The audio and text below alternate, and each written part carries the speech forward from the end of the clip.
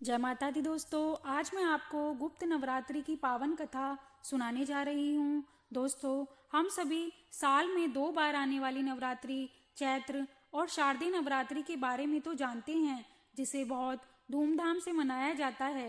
लेकिन क्या आप जानते हैं कि हमारे शास्त्रों में 2 ऐसी भी नवरात्रियों का वर्णन है जो गुप्त रखी जाती हैं, और जो एक माघ महीने में और दूसरी आषाढ़ के महीने में आती है, जहाँ साधना का फल साधारण नहीं बल्कि चमत्कारिक होता है।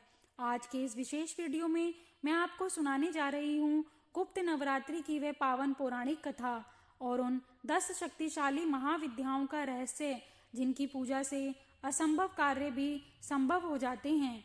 आइए जानते हैं ऋषि श्रृंगी और उस महान महिला भक्त की यह अद्भुत कथा। प्राचीन काल की बात है। ऋषि श्रृंगी एक बार अपने आश्रम में शांत मुद्रा में बैठे थे।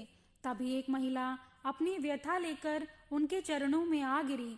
वह बहुत दुखी थी और उसकी आंखों में आंसू थे। उसने करबद्ध प्रार्थना की, हे ऋषिवर, मैं बहुत बड़ी दुविधा में हूँ। मेरे पति अधर्मी और दुराचारी हैं। वे हमेशा गलत कार्यों में लिप्त रहते हैं और मुझे कभी पूजा पाठ या धर्म का कार्य नहीं करने देते। मैं माँ दुर्गा की अनन्य भक्त हूँ। मैं उनकी सेवा करना चाहती हूँ, लेकिन मेरे घर का वातावरण और मेरे पति की प्रताड़ना मुझे रोक देती है। क्या मुझ जैसी विवश स्त्री के लिए कोई मार्ग है जिससे माँ मुझ पर प्रसन्न हो? ऋषि श्रृंगी ने उस महिला की पीड़ा को समझा और अपनी अंतर्दृष्टि से उसकी भक्ति को देखा। उन्होंने बड़े ही स्नेह से कहा, पुत्री, घबराओ मत। सामान्य जन केवल प्रकट नवरात्रियों के बारे में जानते हैं, लेकिन साल में 2 बार गुप्त नवरात्रि भी आती हैं। यह समय सिद्धियों का होता है। इसमें तुम दुनिया के दिखावे और शोर से दूर अपने घर के एक कोने में माँ की गुप्त साधना कर सकती हो। जो भक्ति छिपकर और पूरी निष्ठा से की जाती है, माँ उसका बहुत शीघ्र फल देती हैं। ऋषि श्रृंगी ने उस महिला को बताया कि इन 9 दिनों में माँ दुर्गा की 10 दिव्य शक्तियों की साधना की जाती है, जिन्हें 10 महाविद्या कहा जाता है।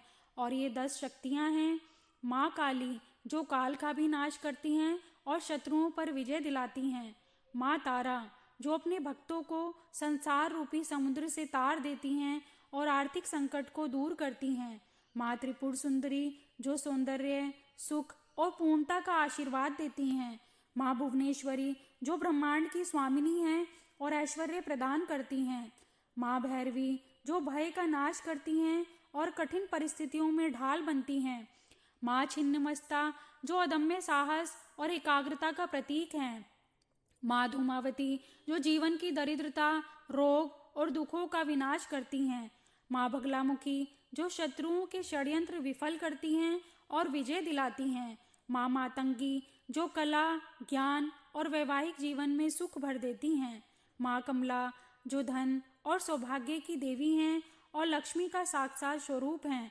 ऋषि श्रृंगी की बातों से उस महिला को नया जीवन दान मिला।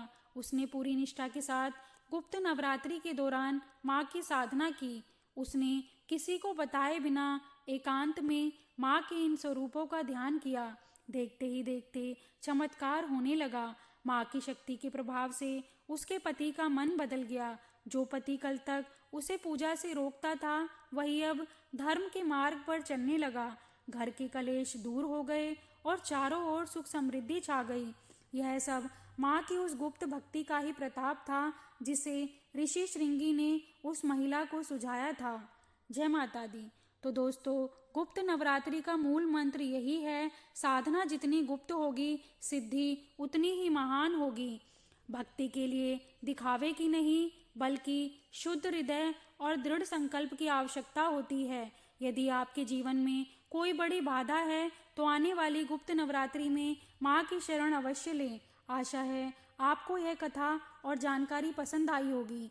प्रेम से बोलिए जय माता दी, और माँ के प्रति अपना प्रेम दिखाने के लिए कमेंट में जय माता दी ज़रूर लिखें। अगर आप चैनल पर नए हैं तो इसे सब्सक्राइब करना ना भूलें। मिलते हैं अगली दिव्य कथा में, तब तक के लिए